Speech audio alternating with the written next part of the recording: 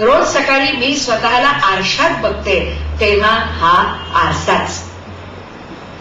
एक 10 वर्षापूर्वी विवेक साप्ताहिकासाठी मी सदर लेखन करत होते.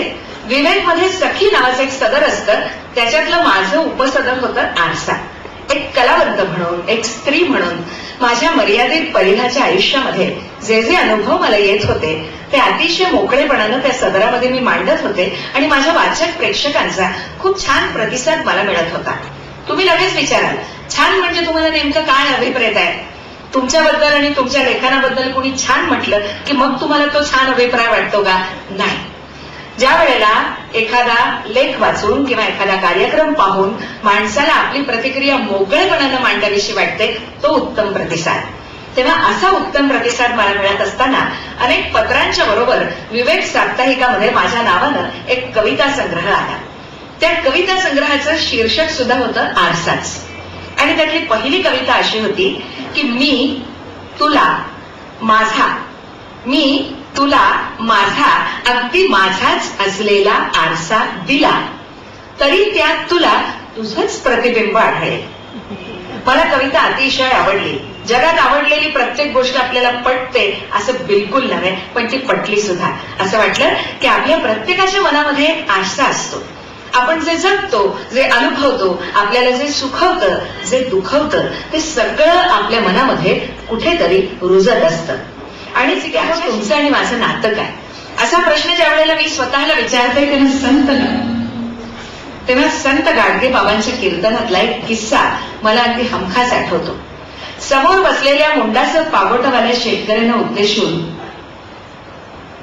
गाडगे बाबा विचारायचे, सबसे बडा कौन? शेतकरी म्हणायचा, सबसे बडी धरतरी, सर्वात मोठी गाळी आहे, कारण ती जेऊ खाऊ घालते.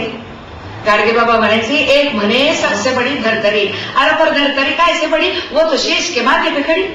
म्हणजे धरतरी पक्षाने शेष बडा असं म्हणायचे की काय म्हाताऱ्याला? शेतकऱ्याच्या मनात विचार यायचा.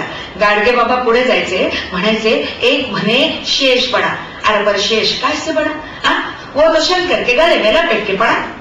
म्हणजे आमचा शंकर बाबाच बडा का नाही, असं शेतकऱ्याला विचारावंसं वाटायचं. गाडगे बाबा पुढे जायचे, म्हणायचे, एक म्हणे शंकर बडा, अरे पर शंकर काय से बडा, वो तो नंदी पे बैठ के चला.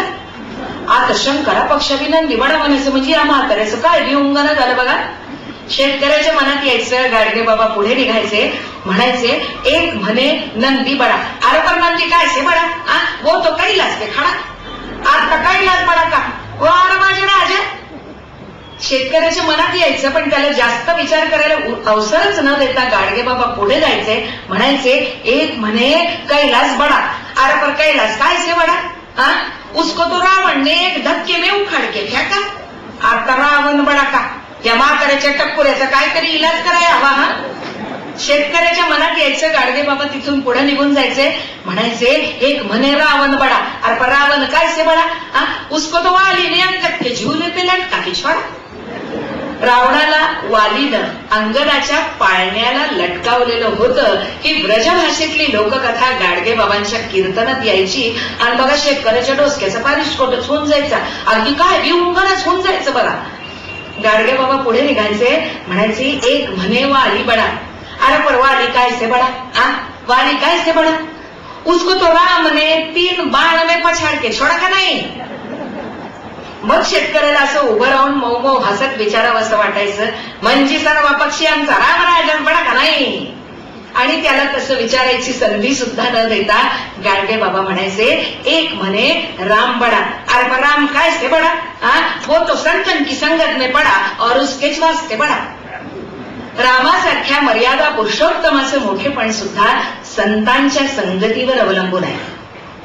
मग कलावंत तो लता मंगेशकर, आशा भोसले, पंडित भीमसेन जोशी, आपले माधुरी फिदा हुसेन, चित्रपट सृष्टीचे शहंशाह अमिताभ बच्चन, त्यांच्यासारखा कितीही मोठा कलावंत असो किंवा आमच्यासारखा एखादा चिल्लर कलावंत असो, तुमच्यासारखे रसिक प्रेक्षक असतात.